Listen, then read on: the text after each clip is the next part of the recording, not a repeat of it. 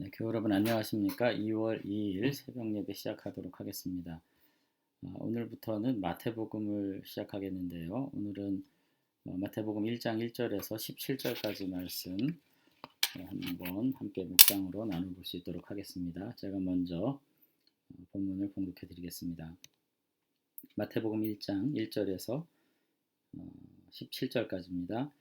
아브라함과 다윗의 자손 예수 그리스도의 계보라. 아브라함이 이삭을 낳고 이삭은 야곱을 낳고 야곱은 유다와 그의 형제들을 낳고 유다는 다말에게서 베레스와 세라를 낳고 베레스는 헤스론을 낳고 헤스론은 람을 낳고 람은 아미나답을 낳고 아미나답은 나손을 낳고 나손은 살몬을 낳고 살몬은 라합에게서 보아스를 낳고 보아스는 루색에서 오벳을 낳고 오벳은 이새를 낳고 이새는 다윗 왕을 낳으니라. 다윗은 우리아의 아내에게서 솔로몬을 낳고 솔로몬은 르호보암을 낳고 르호보암은 아비야를 낳고 아비야는 아사를 낳고 아사는 여호사밧을 낳고 여호사밧은 요람을 낳고 요람은 우시야를 낳고 우시야는 요담을 낳고 요담은 아하스를 낳고 아하스는 히스기야를 낳고 히스기야는 므낫세를 낳고 므낫세는 아몬을 낳고 아몬은 요시야를 낳고 바벨론으로 사로잡혀갈 때에 요시야는 여고냐와 그의 형제들을 낳으니라. 바벨론으로 사로잡혀간 후에 여고냐는 스알디엘을 낳고 스알디엘은 수룹바벨을 낳고 수룹바벨은 아비훗을 낳고 아비훗은 엘리야김을 낳고 엘리야김은 아소르를 낳고 아소르는 사독을 낳고 사독을 아킴을 낳고 아킴은 엘리웃을 낳고 엘리웃은 엘르아사를 낳고 엘르아살은 마단을 낳고 마단은 야곱을 낳고 야곱은 마리아의 남편 요셉을 낳았으니 마리아에게서 그리스도라 칭하는 예수가 다시 나시니라. 그런즉 모든 대수가 아브라함으로부터 다윗까지 14대요 다윗부터 바벨론으로 사로잡혀 갈 때까지 14대요 바벨론으로 사로잡혀 간 후부터 그리스도까지 14대더라. 아멘. 네, 오늘 우리가 같이 이제 마태복음을 함께 나누겠는데요. 먼저 우리가 그 마태복음을 나누기에 앞서서 기본적으로 성경을 읽고 묵상하면서 의미를 우리가 마음속에 간직하는 데 있어서 기본적으로 갖춰야 할 어떤 태도랄까요? 어떤 우리들이 갖춰야 될 신앙적 어떤 뭐 이런 것들을 좀 생각해 보는 시간을 가졌으면 좋겠습니다. 많은 분들이 성경 말씀에 답이 있다, 뭐 길이 있다 이렇게 말을 하지만은 실제로 성경을 읽다 보면은 이야기의 범위가 대단히 큰 그런 이야기들, 그런 글로 돼 있다, 뭐 이런 것을 느낄 수 있을 것 같습니다. 사실 쉽게 말해서 뭐 성경 읽다 보면은 당장 뭐를 해라 그러면 행복하다, 복되다, 뭐 당장 동쪽으로 가라, 길이 열린다, 뭐 그런 개인적이고 그냥 확답이 가능한 그런 류의 이야기보다는 매우 포괄적이고 또 광범위한 그런 이야기들 그리고 온 세상에 속한 그런 이야기들을 하시기 때문에 이게 현실적으로 들리지 않을 수가 있습니다. 성경의 뭐 기술이 방법이 좀 그렇죠. 당장 먹고 사는 일에 대해서 뭐 이렇게 해라 저렇게 해라 그렇게 말하지 않는다는 점에서 우리가 때로는 이것이 비현실적으로 들릴 수 있는 가능성이 있다고 하는 것입니다. 오늘 우리가 읽게 되는 마태복음 기록만 해도요. 마태복음을 기록하면서 이렇게 하면은 살 길이 열린다 그렇게 말하지 않아요. 그러나 분명한 것은 진정한 인생이 무엇인지를 바르게 알고 살아가야 할 것을 말하면서 참된 그리스도인으로서 정말 중요한 가치가 무엇인지에 대해서 말하는 것은 분명합니다. 그렇기 때문에 우리들이 다시 한번 복음서를 읽으면서 그런 관점에서 정말 우리의 인생과 이 세상에 대해서 하나님께서 어떤 마음을 가지고 계신지를 이해하는 그런 마음의 태도를 갖는 것이 너무나도 중요하겠다 그런 생각을 하게 됩니다. 그리고 혹시 이 복음서를 읽으면서 그와 같은 거시적인 안목에서 또 포괄적인 안목에서 삶과 하나님의 세상을 말하는 것에 대해서는 관심 갖지 않은 채 그저 중간중간에 나온 어떤 이적 이야기라든지 기적 이야기라든지 뭐 이런 것에만 집중한다면 우리는 절대로 복음서의 진정한 의미를 깨닫는 데는 아마 도달하지 못할 것이다 그런 생각을 하게 됩니다. 그래서 다시 한번 우리들이 복음서를 읽으면서 특히 마태복음을 보면서 구체적으로 예수님이 누구신지 또 우리가 누군지 그리고 이 세상은 과연 어떤 목적을 향해서 하나님께서 운행하고 계신지 다시 한번 생각하면서 본문의 의미를 다시 한번 생각해 볼 수 있는 그런 저와 여러분들이 되시면 좋겠습니다.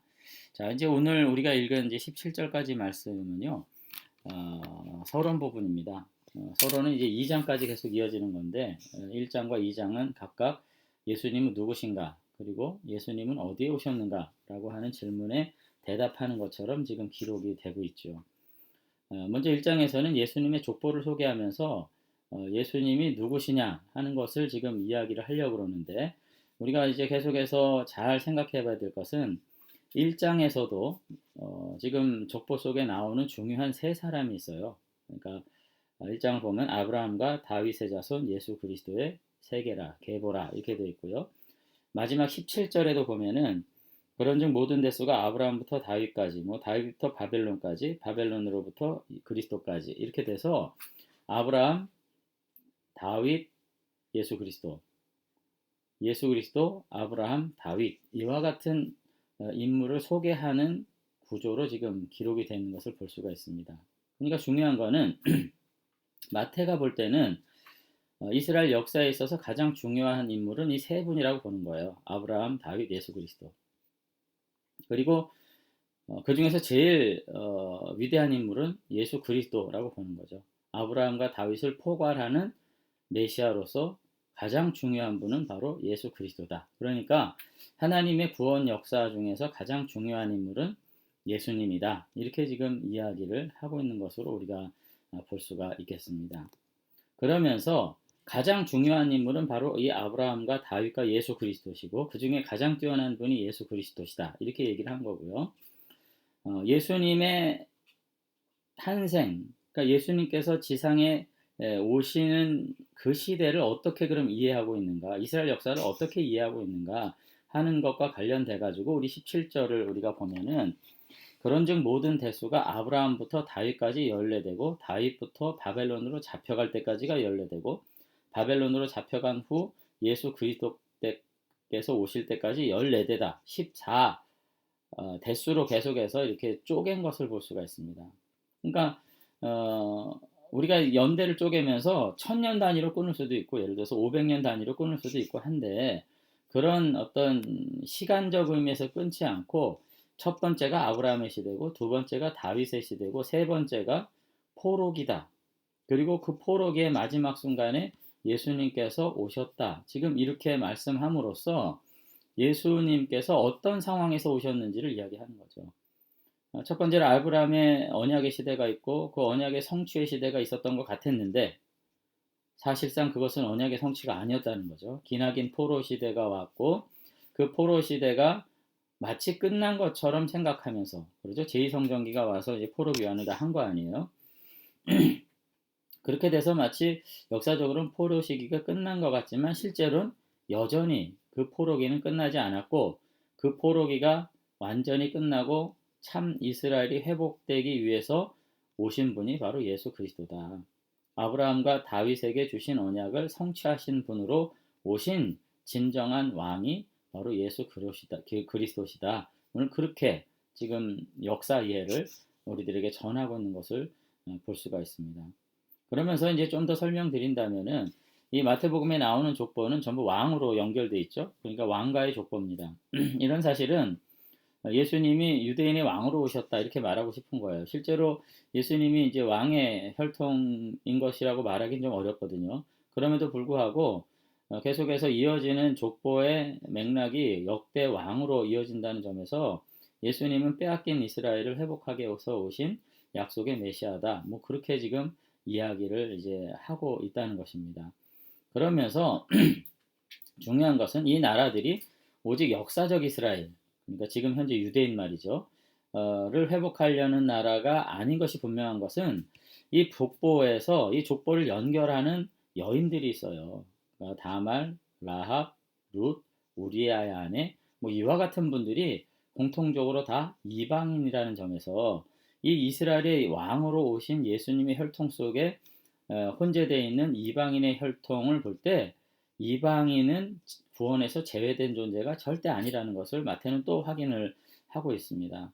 그런 점에서 예수님은 유대인뿐 아니라 온 세상의 왕으로 메시아로 오셔서 이 포로와 같은 이 모든 죄악된 세상을 회복하시기 위해서 오신 하나님의 아들 메시아다. 오늘 그렇게 지금 마태는 소개하고 있는 것으로 이제 볼 수가 있습니다. 그러니까 이 족보 안에서 어떤 의미 있는 이야기들을 지금 마태는 시작하고 있는 거죠. 오늘 우리가 다시 한번 이와 같은 서론적 소개 안에서 이제 그 마태의 선포를 계속해서 증거하는 내용들이 이제 28장까지 계속 이어지는 것입니다. 그렇기 때문에 예수님은 정말 왕이신 메시아다. 왕이신 메시아인 것이 분명하다. 이런 이야기들을 이제 3장 이후부터 계속해서 이제 반복적으로 증언을 하게 되는 거죠.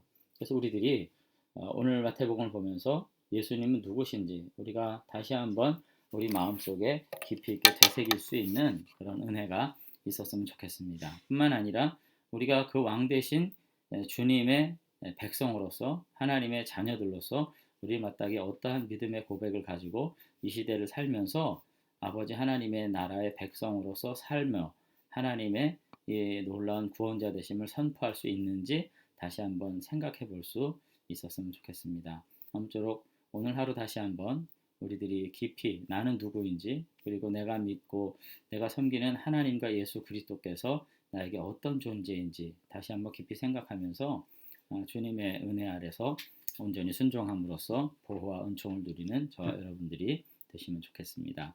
한번 기도하겠습니다. 하나님 아버지, 오늘 이 땅에 왕으로 오신 주님을 우리가 마태복음을 통해서 묵상하고자 합니다. 먼저는 이 사실을 세상 앞에 밝히 증거하고 전하는 것뿐 아니라 먼저는 내가 삶과 일상 안에서 주님을 나의 구원자로 왕으로 주권자로 온전히 긍정하고 그렇게 섬김으로써 온전히 순종하는 자들에게 주시는 자녀의 복을 누리는 우리 모든 교우들 될 수 있도록 은혜 베풀어 주시옵소서.